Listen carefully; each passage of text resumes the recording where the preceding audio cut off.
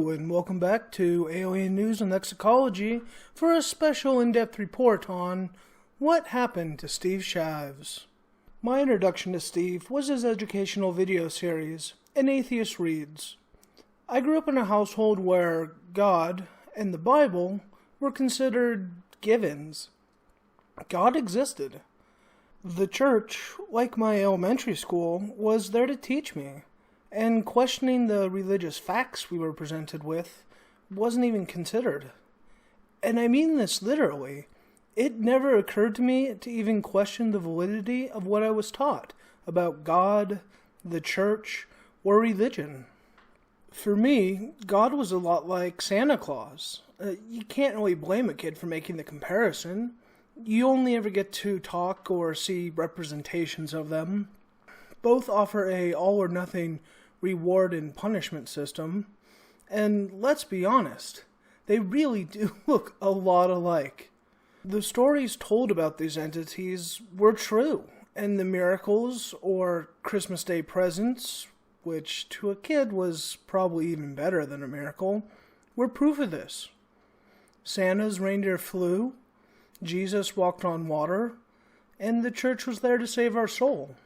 And while I grew out of my belief in Santa Claus, like many others, my religious beliefs were never challenged. The gospel truth I was told about religion never altered.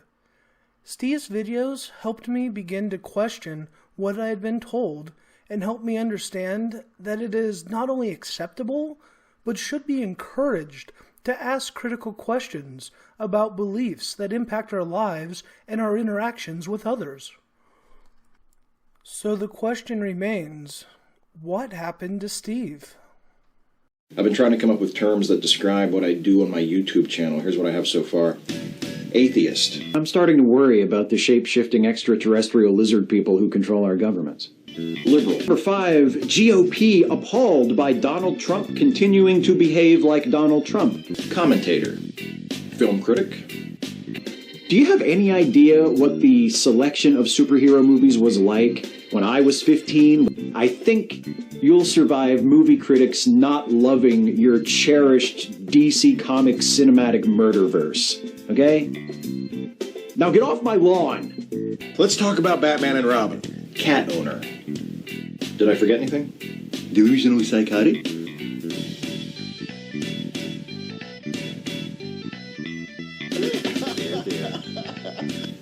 Yeah.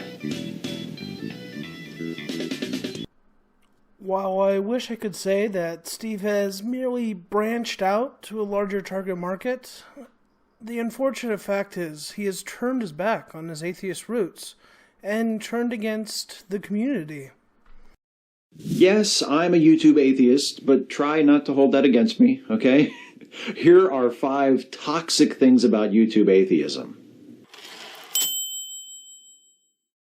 Number 1, it has a sexism problem. Many of the most popular atheists on YouTube are brazen anti-feminists who insult and belittle women and men, but mostly women, who speak out against gender inequality. They also proudly deny the existences of things like the wage gap, rape culture, gender imbalances in political and cultural representation, and other problems that are widely accepted and seriously discussed outside of the misogynist circle jerk that is the atheist community on YouTube.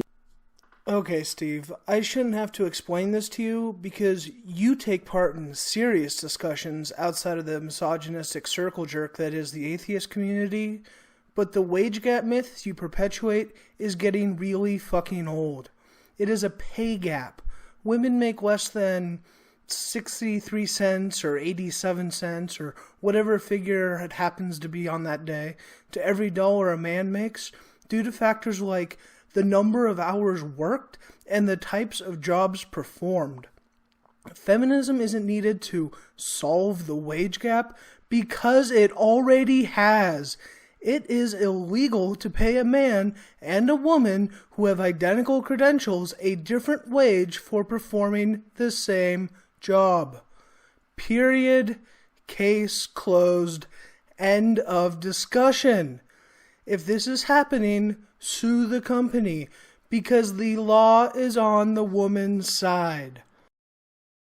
But lest you think that sexism is the only form of bigotry running rampant in atheist spaces on YouTube, let me assure you, number 2, it also has a racism problem. And it's the best kind of racism, too, the willfully oblivious kind. One of the most subscribed to atheists on YouTube recently made videos espousing his views that, for example, black Americans who speak out against racial injustice are part of a victim cult, or the displacement of black folks by gentrification isn't a problem because it results in nicer neighborhoods with fewer thugs hanging around. Does racism exist in society? Yes, but no one denies that. But that doesn't mean that there is systemic racism. There are no laws, rules, or regulations in the system that perpetuate racism. And if some do try to come into being, there is legal recourse that individuals can take to rectify the matter. And Steve, when you condemn gentrification, it's because you view it as a racial issue.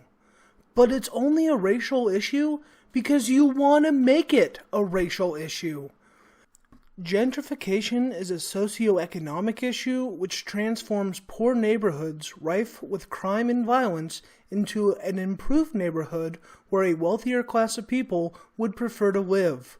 Race is not the driving factor. You just want it to be.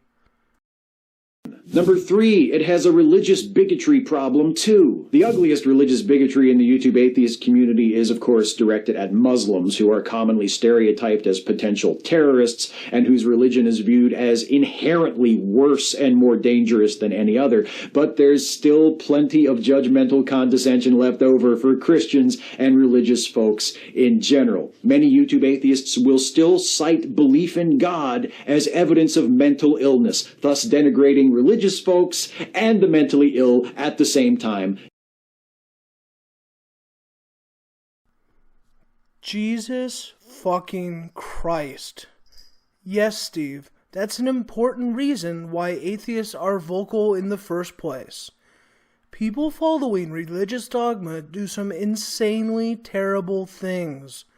Religion is a driving factor in issues such as terrorism, not seeking medical attention that could prevent permanent disability or death, or even restricting social equalities such as women's rights, LGBTQ rights, and minority rights.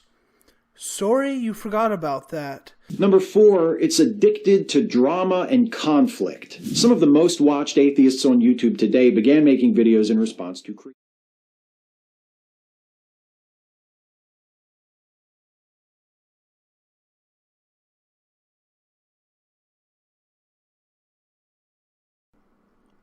I guess all good things must come to an end. Looks like hashtag walked by Steve Shives has a new member. I really couldn't say when Steve, the skeptical atheist, began to slide down the rabbit hole into the social justice warrior movement, but it's plain that he is now firmly entrenched in their camp of believe what I say. Steve's criticism of the atheist community, or the atheist movement, can be broken down into 2 simple premises. 1, questioning what an individual says about the group they belong to means that you are a part of the problem. And 2, you should treat people with dignity and respect, even if they have no dignity and they represent nothing worth respecting. I don't know why, and I don't know when, and I certainly don't know how. But someone, somewhere, got to Steve Shives. They've convinced him that skepticism is evil, and that asking questions is wrong. That responding to people based on how they act and what they say is somehow disgusting. This man single-handedly represents the greatest threat the social justice warrior movement poses to society, when they can take a rational individual and turn him into a whiny, ad hoc slinging, herd mentality loving, feelings trumps reasoning hate monger. What chance does the rest of society have to avoid this fate? If Darth Vader was able to turn his back on the dark side, then I suppose there's still a chance that you can find your way to the light. Unfortunately, I'm really giving up hope. Thank you for listening, everyone. Have a nice evening.